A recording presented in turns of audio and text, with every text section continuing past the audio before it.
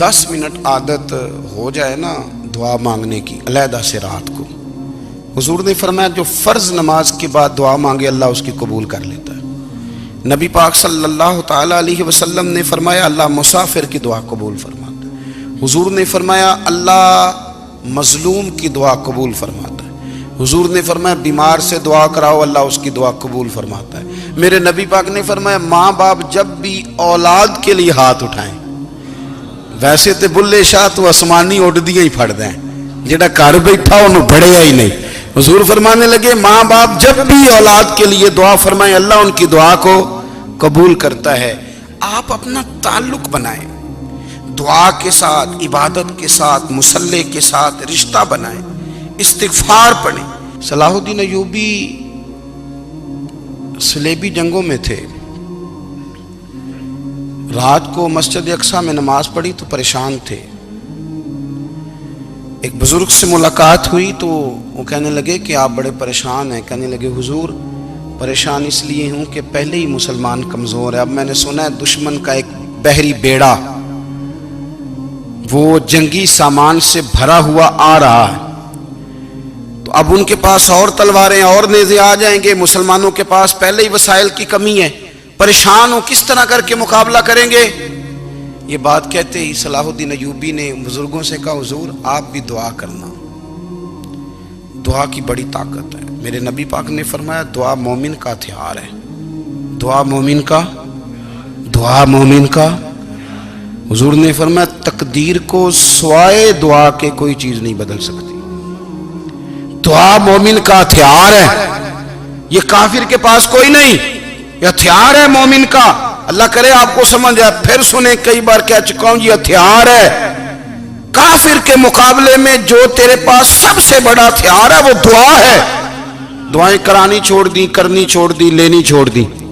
حضرت سیدنا انس بن مالک رضی اللہ تعالیٰ عنہ فرمایا کرتے تھے میں نے وہ رنگ دیکھا ہے جب حضور دعا مانگتے تھے اور حضور کی مقدس آنکھوں میں آنسو بھی ساتھ ہی بہا کرتے تھے، میں نے وہ انداز دیکھا ہے۔ تو صلاح الدین ایوبی بزرگ سے کہنے لگے آپ بھی دعا کیجیے، اور خود رونے لگے اور سر سجدے میں رکھ کے رونے لگے، اور عشاء سے لے کر فجر تک روئے، خوب روئے۔ صبح وہ بزرگ آئے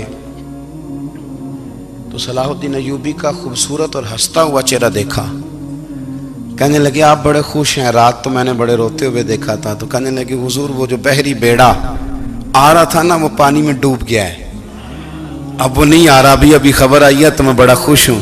بزرگ کہنے لگے اٹھ سینے سے لگ اور سن ایک بات، وہ بحری بیڑا پانی میں نہیں ڈوبا، وہ تیرے آنسوؤں میں ڈوب گیا ہے، وہ جو تو رات رویا ہے نا رب کریم کی بارگاہ میں تو وہ ڈوب گیا ہے۔ حضرت عائشہ صدیقہ رضی اللہ تعالیٰ عنہ فرماتی ہیں ایک عورت تھی اور اسے نبی پاک صلی اللہ تعالیٰ علیہ وسلم نے نا وہ کلمہ پڑھ کے مسلمان ہوئی، مدینہ طیبہ آ گئی تو حضور نے مسجد نبوی شریف میں اس کے لیے مکان، ایک سادہ سا کمرہ ساتھ مسجد کے بنوا دیا، وہیں رہنے لگی۔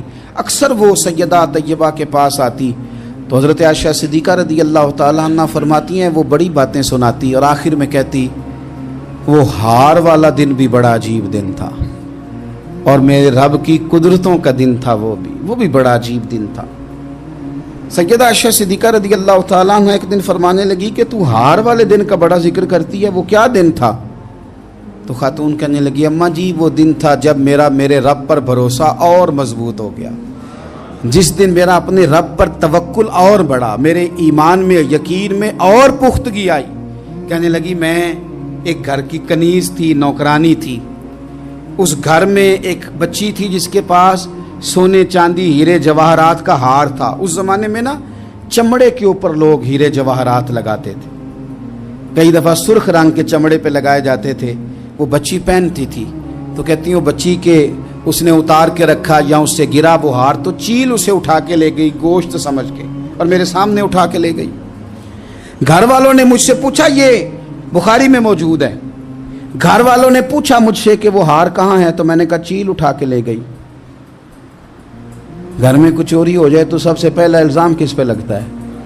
ملازمین پہ۔ کہتے انہوں نے مجھے بڑا مارا، بڑی تکلیف تھی، حتیٰ کہ میری شرمگاہ تک کی تلاشی لی، میری عزت اتنی خراب کی میں بتا نہیں سکتی۔ میں نے اپنی زندگی میں ایک واقعہ دیکھا، ایک امیر گھر میں چوری ہو گئی، ملازم کو اتنا مارا کہ وہ چارپائی پہ پڑ گیا، پولیس والوں سے اتنی مار پروائی گئی کہ وہ بیچارہ چارپائی پہ پڑ گیا، اور پھر وہ اتنا بیمار ہوا اور کچھ دنوں کے بعد پتہ چل گیا کہ چور تو اپنا بیٹا ہے ان کا، پھر اس کا انتقال ہو گیا۔ اب وہ سیٹھ صاحب اور گھر والے آ کے مرنے والے کے کان میں معافیاں مانگ رہے ہیں، کان میں۔ تو میں نے ان سے پھر کہا تھا کہ یہ تو اب چلا گیا ہے، تمہارا زور چلتا تھا نا، تو تم نے قانون خریدا اور تم نے اسے جتنا ہو سکا تم نے اسے مار پڑوائی، تمہارے پاس جو عدالتیں تھیں تم نے وہاں کارروائی کی، اب ایک عدالت قیامت کے دن لگے گی۔ یہ کمزور تھا نا، کچھ کر نہیں سکا۔ میرے نبی پاک صلی اللہ علیہ وسلم نے فرمایا، سن لو، اگر سینگ والی بکری نے بغیر سینگ والی بکری کو تکلیف دی ہوگی نا تو قیامت کے دن اسے بھی بدلہ دینا پڑے گا کہ تیرے پاس سینگ تھے اور تو نے اسے مارا تھا۔ وہ خاتون عرض کرتی ہے سیدہ عائشہ کی خدمت میں کہ مجھے بڑا مارا، مجھے تکلیف دی، میں کہہ رہی تھی کہ میرے سامنے چیل لے گئی ہے پر وہ نہیں مان رہے تھے، اماں جی انہوں نے مجھے بڑا مارا۔ حضرت عائشہ صدیقہ کہتی ہیں پھر کیا ہوا؟ کہنے لگی اماں جی جب کوئی میرا مددگار نہ رہا، مجھے تکلیف دے رہے تھے، رسوا کر رہے تھے، تو میں نے اپنے رب سے مدد چاہی، میرے رب کی طرف میں نے توجہ کی، میں نے کہا مالک اب تو ہی میرا مددگار ہے۔ کہتی ہے وہ مجھے مار رہے تھے تو وہ چیل جو ہار لے گئی تھی وہی لے کے واپس آ گئی، اور ہمارے سروں کے قریب لا کے اس نے جب اس ہار کو پھینکا، وہ مجھے چھوڑ کے سائیڈ پہ ہوئے، وہ میری بے گناہی جان گئے، لیکن آپ کو بتاؤں اس دن سے میرا اپنے رب پر یقین اور بڑھ گیا۔ مجھے سمجھ آ گئی کہ جب انسان پورا ٹوٹ جاتا ہے اور جب کوئی چاروں جانب اس کا مددگار نہیں ہوتا تو رب تو ہوتا ہے نا، اللہ تو اس کا مددگار ہوتا ہے نا، وہ تو پھر اپنے اس بندے کی مدد کرتا ہے نا، پھر وہ تو توانائی دیتا ہے نا، وہ تنہا نہیں چھوڑتا، وہ تو آنسوؤں والوں کے آنسوؤں پہ بڑا کرم فرماتا ہے، وہ تو قسم پرسی میں آ جاتا ہے، اس کی رحمت بڑھ کے استقبال کر لیتی۔ او میری ملت کے جوانوں، مزہ نہیں آ جاتا جب ساری دنیا سوئی ہو، ساری دنیا، اور بستر بھی گرم ہو اور نیند بھی پورا غلبہ کر رہی ہو، اور اچانک گھنٹی بجے دماغ میں، آنکھ کھلے، گھڑی پہ نظر پڑے، 3:30 4 بجے کا پیغام گھڑی بتائے، اور کوئی چڑھتی جوانی والا اٹھ کے وضو کرے، اور جب وہ مصلی کھول کے بچھائے تو مدینے والے محبوب کہتے ہیں کہ ہر نماز پہ رب ثواب دیتا ہے، اور جو اٹھ کے تہجد کی نماز پڑھے اسے دیکھ کے تو رب مسکراتا ہے، جو اس کی شان کے لائق ہے، جو اس کی شان کے لائق، وہ مسکراتا ہے، خوش ہوتا ہے کہ میرا بندہ تہجد میں اٹھ گیا، وہ مسکراتا ہے۔ کاش ہماری صبحیں کبھی اپنے مالک کے نام ہو جائیں، کاش کے صبحیں۔ حضرت ابو الحسن رحمۃ اللہ تعالی علیہ حضرت معاذ ابن جبل رضی اللہ تعالیٰ عنہ کے پاس بیٹھا کرتے تھے، فرماتے ہیں ان سے جو پیار بڑھا تو پھر میرا مصلی سے بھی بڑھ گیا۔ تابعی ہیں، فرماتے ہیں صحابی رسول سے محبت ہوئی تو ذکر سے بھی ہو گئی، پھر درود شریف سے بھی ہو گئی، محبت ان سے بڑھی تو پھر اللہ نے مسجد کا پیار بھی بڑھا دیا۔ آپ فرماتے ہیں کہ میری ہر وقت طبیعت چاہتی تھی کہ بس اللہ اللہ کروں، بس اللہ اللہ کروں، بس نہ میں ذرا تھوڑی جان چھڑاؤں لوگوں سے، کوئی 10 منٹ ملے تو میں کوئی 4 نفل پڑھ لوں، میں تھوڑا سا نہ بچوں لوگوں سے، اور مجھے تسبیح ملے تو میں نہ کچھ 400-500 دفعہ استغفار پڑھوں، سبحان اللہ، الحمدللہ، اللہ اکبر، لا حول ولا قوت الا باللہ، میں نہ تسبیحات پڑھوں۔ فرماتے ہیں کہ بچے تھے گھر میں 6-7، غربت تھی، کام ملتا کوئی نہیں تھا، اور میں کام چور نہیں تھا، کام ڈھونڈتا تھا، پر اللہ کی قدرت کے کام نہیں ملتا تھا۔ فرماتے ہیں کہ میں نے ایک دن اپنی اہلیہ سے کہا کہ آج میں پھر جاتا ہوں کام ڈھونڈنے، تو میری بیوی بڑی فرما بردار تھی، پر اس دن نہ غربت کے ہاتھوں تنگ آ کے کہنے لگی آج نانا کوئی تو چیز لے کے آیا، تو مجھ سے بچوں کی بھوک نہیں دیکھی جاتی ہے، سب روگاں دا روگ محمد جس دا نام غریبی، کنڈ بلا کے لنگ جاندے نہیں دوست یار قریبی، آج نہ کچھ لے کے آیا تو میں بچے لے کے میکے چلی جاؤں گی۔ شیخ فرماتے ہیں کہ میں بڑا پریشان گھر سے نکلا، پر میں نے صبح سے لے کے زور تک کام ڈھونڈا، کام ملا کوئی نہیں. تو میرے دل میں خیال آیا چلو کام نہیں ملتا تو اللہ اللہ تو کرے نا, چلو بندوں کی مزدوری نہیں ملتی تو رب کریم کی عبادت ہی کرتے ہیں. فرماتے ہیں کہ میں نے نا فرات کے پانی سے وضو کیا, نہر کے, شدید دھوپ تھی, ساتھ ریت تھی اور ریت تپ رہی تھی.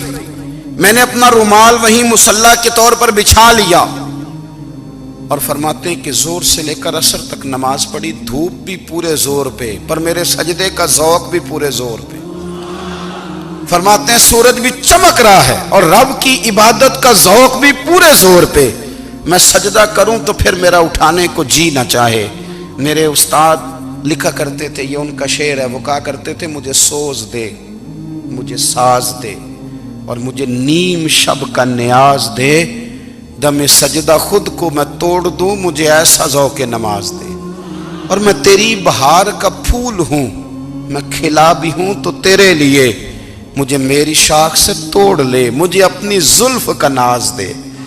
بھائی فرماتے ہیں کہ عصر تک میں نے نفل پڑھے, دل ڈھلنے لگا, عصر کی نماز پڑھی اور میں وہاں سے چلا. اب میں جب نکلنے لگا تو دل میں خیال آیا کہ چھوٹی چھوٹی دیواریں ہیں گھر کی, بغیر کچھ لیے جاؤں گا تو بیوی دور سے دیکھے گی تو شور کرے گی کہ پھر خالی ہاتھ آ گیا ہے. کہتے میں نے اپنے اسی رومال میں جس پہ میں نے نماز پڑھی تھی نا, رومال میں کیا عقیدے پنجابی جو صافہ کہتے ہیں, اسی میں نا میں نے کچھ ریت بھر لی کہ وہ دور سے دیکھے گی تو سمجھے گی کچھ لے کے آیا ہے, چلو جا کے اسے بتا دوں گا کہ آج پھر مزدوری نہیں ملی. کہتے ہیں وہ ریت لے کر جب میں گھر میں گیا تو پہلے بیوی دروازے پہ کھڑی ہوتی تھی, پوچھتی تھی خالی ہاتھ آ گئے ہو, آج میں نے دیکھا تو ہے ہی کوئی نہیں. فرماتے ہیں میں اندر داخل ہوا, سلام لیے, کونے میں نے وہ رومال رکھ دیا اور میں نے آواز دی کہ بھلی مانس کہاں ہو. تو وہ کہنے لگی آپ منہ ہاتھ دھو لیں, میں روٹی لے کے آئی. میں نے کہا روٹی کہاں سے آ گئی, یہاں تو کئی دنوں کے فاقے, تو کئی دنوں کی غربت ہے, یہاں تو اس گھر میں تو فقیری ہے. فرماتے ہیں کہ وہ روٹی لے کے آئی اور اس وقت کی جو موجودہ نعمتیں تھیں, سمجھ لیں سلاد, اچار, ہر چیز ساتھ لائی. میں نے کہا کہ بچے کہاں گئے, کہنے لگی وہ کھانا کھا کے کھیلنے گئے, آپ کھانا کھا لیں آ جاتے. کھانا اس نے چن دیا. میں نے حیرت انگیز لہجے میں ساری نعمتیں اپنے دسترخوان پہ دیکھ کر کے بیوی سے پوچھا یہ کہاں سے آیا کھانا, بچوں کو تو نے کہاں سے کھانا کھلایا, یہ سارا کچھ کیسا ہے.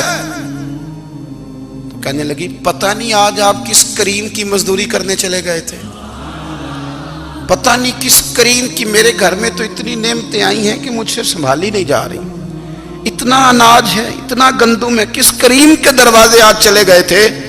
یہ کہتے کہتے وہ اٹھی اور اٹھ کر کے کہنے لگی پہلے بڑا کچھ آیا تھا, اب کیا لے آئے ہو. اور جا کر کے نا اس نے وہ ریت والا رومال کھولا, کہنے لگے میں تو لے کے آیا تھا ریت, تو میرے رب نے اسے بھی سونے اور ہیرے بنا دیا تھا. جب آپ کی توجہ اللہ کی جانب, میرے نبی پاک صلی اللہ تعالی علیہ وسلم نے فرمایا ہر چیز اپنے رب سے مانگ, ہر چیز مانگ, ہر چیز مانگ. یا رسول اللہ کیا کچھ؟ میرے محبوب نے فرمایا تیرے گھر میں نمک بھی ختم ہو جائے تو وہ بھی اپنے رب سے مانگا کر, تو مانگنا وہ تجھے دے گا, تو اس کی بارگاہ میں کشکول طلب دراز تو کرنا. اور ترمذی شریف میں عجیب لفظ ہیں, رسول کائنات نے فرمایا, رب کریم فرماتا ہے جب میرا بندہ ہاتھ اٹھاتا ہے نا تو مجھے حیا آتی ہے کہ میں خالی کیسے لوٹا دوں اس کے.